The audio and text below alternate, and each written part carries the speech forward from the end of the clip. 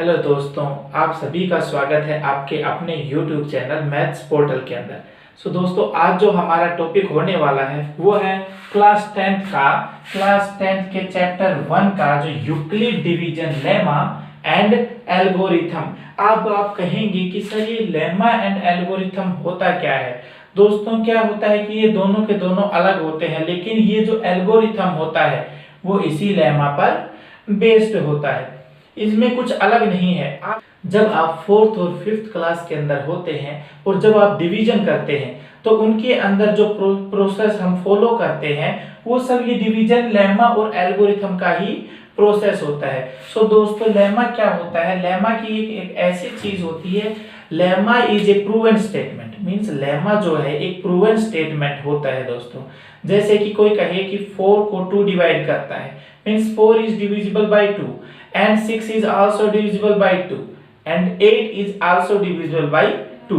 तो हम कह पाएंगे कि जो इवन पॉजिटिव इंटीजर हैं वो क्या होते हैं, 2 से डिवाइड हो जाते हैं। तो ये क्या है, एक स्टेटमेंट दे दी गई हमें किसने दी है? लेमा ने। और साथ ही बाद में जब बात आती है दोस्तों वो आती है एल्गोरिथम की। यूक्लिड डिवीजन एल्गोरिथम है वो लेमा पर ही बेस्ड होता है। और इसके अंदर होता क्या है, हम स्टेप बाय स्टेप इस एल्गोरिथम जो लेमा को फॉलो करते हैं। मींस स्टेप बाय स्टेप हम चलेंगे इसके अंदर। और इसके अंदर हमारा जो मेन काम होता है दोस्तों वो होता है HCF निकालना। हमारी क्लास 10th के अंदर हम यूक्लिड डिवीजन एल्गोरिथम से HCF फाइंड आउट करेंगे। ठीक है, अब हम लेके चलते हैं आपको कुछ एग्जाम्पल की तरफ। देखिए, सबसे पहले हम एग्जाम्पल लेते हैं एक डिवाइड का। जैसे कि देखिए 6 हमारे पास यहाँ है और 3 हमारे पास यहाँ है। जब हम 6 को इस 3 से डिवाइड करते हैं तो हमारे पास क्या आता है, व्हाट वी गेट, 3 2 जा 6। मींस यहाँ पे 6 ये नेगेटिव करेंगे और ये 0 आ जाएगा। तो फ्रेंड्स जो है हमारे पास वो है क्या, जब ये 6 हम ये 6 को डिवाइड करते हैं 3 से तो हम डिवाइड तो कर देते हैं, लेकिन हमें एक छोटी सी बात और सिखाई जाती है कि क्या हमने जो डिवाइड किया है वो बिल्कुल करेक्ट है। और उसके लिए हमें क्या बताया जाता है कि एक छोटी सी चीज बताई जाती है कि अगर आपका ये जो नंबर है 3, ये आप क्या कर दीजिए, सबसे पहले 2 से मल्टीप्लाई कीजिए। मींस अगर आप 3 को इस 2 से मल्टीप्लाई करेंगे और यहाँ पे जो आया है उसको जोड़ देंगे, और अगर फिर आपका जो आंसर है वो ये 6 आ जाता है, मींस अगर इसको मल्टीप्लाई करके इससे अगर ये 0 ऐड करने के बाद 6 ये यहाँ पे जो लिखा है वो आ जाता है, तो आपका जो डिवाइड किया हुआ है वो बिल्कुल करेक्ट है। देखिए अब क्या है कि ये सब हमने 4th क्लास के अंदर किया। अब इनको यहाँ पे नाम दे दिया गया है, वो क्या है देखिए, इसको दोस्तों बोला गया है डिवाइजर, मींस जो डिवाइड करता है। इसको नाम दिया गया डिविडेंड, इसको नाम दिया गया क्वोशेंट, QUOTIENT, क्वोशेंट। और ये जो होता है वो होता है रिमाइंडर, और रिमाइंडर मींस शेषफल। अब देखिए इन सभी के नाम आपको पता चल गए। अब इनको क्या है, हम जो लिखते हैं वो कैसे लिखते हैं, एक्चुअली ऐसे लिखते हैं। देखिए मैं यहाँ पे इसको रब कर देता हूं, वो क्या आएगा, वो ऐसे आएगा, dividend is equals to divisor into quotient plus remainder. Means अगर हम इसको इस प्रोसेस के अंदर लिखें तो हमारा ये जो भाग करने का तरीका है ये बिल्कुल करेक्ट होता है। अब हमारे पास जो आती है वो आती है लेमा की स्टेटमेंट। अब देखिए लेमा की स्टेटमेंट क्या होती है।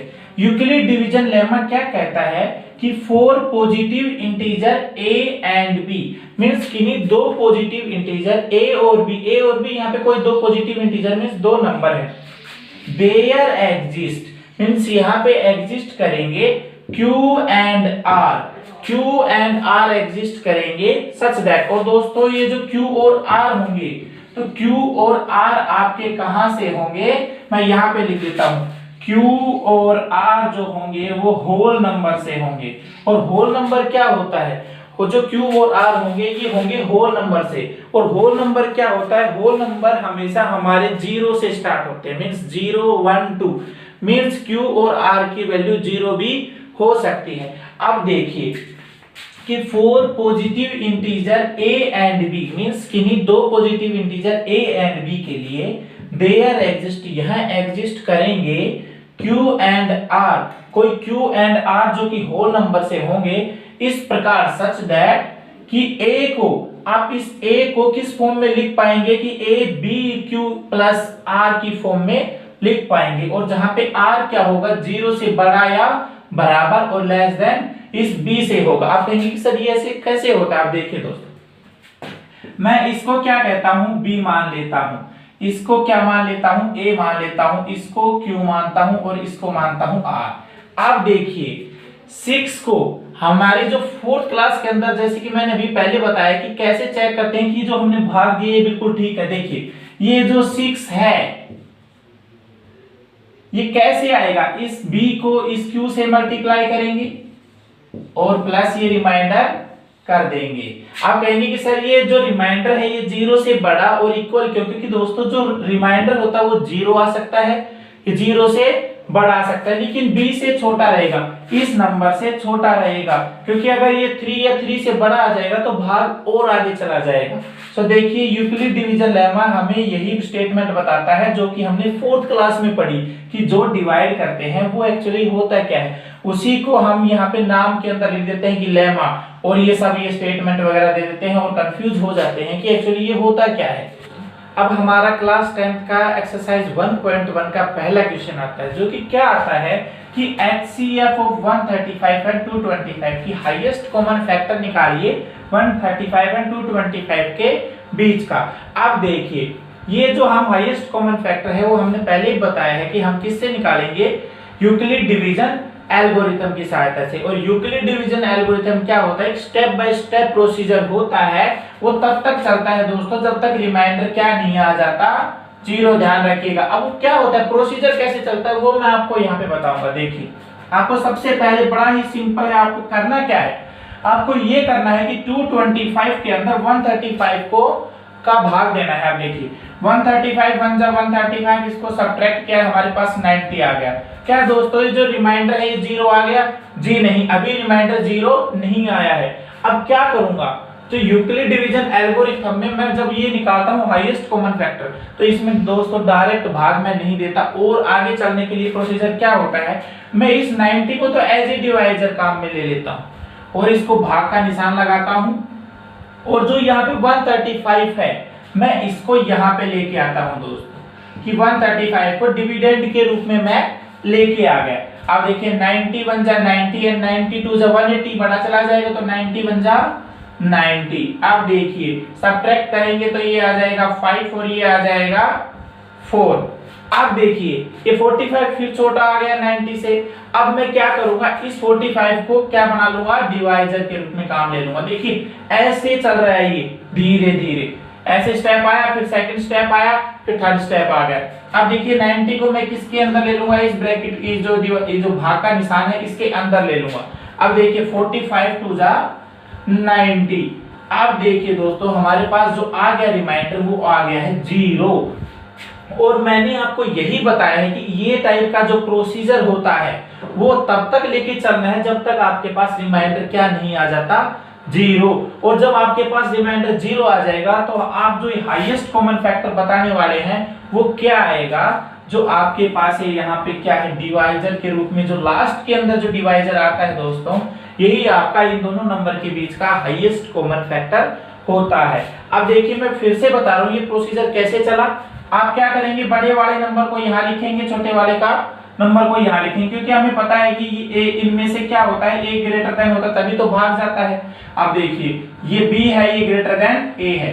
अब देखिए यहाँ पे बी लिखा, यहाँ पे ए लिखा, अब भाग देंगे, भाग दिया, ये जो माइनस किया क्या आ गया 90 आ गया। अब 90 से छोटा भाग जाएगा नहीं, तो हम क्या करते हैं इस 90 को तो डिवाइजर के रूप में काम लेते हैं, और ये जो डिवाइजर यहाँ पे था ये अंदर आ जाएगा, अंदर भाग दिया, 90 सब्ट्रैक्ट किया 45 आ गया, ये फिर 90 से छोटा हो गया। अब क्या करेंगे, इसको डिवाइजर के रूप में काम में लेंगे और 90 को अंदर लिख देंगे, और जैसे ही इसको डिवाइड करते हैं तो 45 2 जा 90 हो जाता है और रिमाइंडर 0 आ जाता है। अब इसी मेथड को अगर आप स्टेप बाय स्टेप, ये क्या है, स्टेप 1 स्टेप 2 एंड स्टेप तीन स्टेप के अंदर आपका ये जो HCF है ये निकल के आपके सामने आ जाता है। और जब आप इसको मैथमेटिकल वे में लिखते हैं तो वो क्या कहलाता है, यूक्लिड डिवीजन एल्गोरिथम की जो भी प्रोसीजर होता है वो आपको एज ए जो नोटबुक के अंदर लिखना है वो मैं आपको बता देता हूँ। तो अब इसी यूक्लिड डिवीजन एल्गोरिथम को हम लिखते कैसे हैं, ये जो स्टेप हमने फॉलो किए इसको लिखा कैसे जाएगा। आप देखिए मैंने जो यूक्लिड डिवीजन लेमा बताया था उसमें क्या बताया था कि a is equals to bq plus r means dividend is equals to divisor into quotient plus remainder. तो वही हमें लिखते हुए जाना है। देखिए इस भाग स्टेप 1 के अंदर क्या था, ये डिविडेंड है मींस 225 इज इक्वल्स टू क्या आएगा 135 मल्टीप्लाई बाय 1 प्लस जो रिमाइंडर है 90। आप देखिए स्टेप 1 हो गया, लेकिन अभी हमारे पास रिमाइंडर 0 नहीं आया। हम स्टेप 2 पे भी गए थे, अब स्टेप 2 को लिखेंगे। स्टेप 2 में हमने क्या किया, ये 135 को यहां लिखा जो कि किसके इक्वल होगा, divisor 90 multiply by 1 plus remainder क्या आया था 45। अभी स्टेप 2 हो गया है दोस्तों, अभी हमारे पास रिमाइंडर 0 नहीं आया है और हम और आगे चलेंगे। तो देखिए थर्ड स्टेप में क्या लिखा था हमने, ये 90 को डिविडेंड के रूप में काम लिया था, फिर क्या किया था 45 को डिवाइजर के रूप में, तो 45 इंटू 2 और प्लस 0। अब देखिए जैसे ये 0 आ जाता है तो दोस्तों जो हमारे पास जो हाईएस्ट कॉमन फैक्टर होता है वो जो लास्ट वाला डिवाइजर होता है वही हमारे पास जो इसका HCF होता है। तो यहाँ पे जो HCF है वो क्या आ जाएगा 45।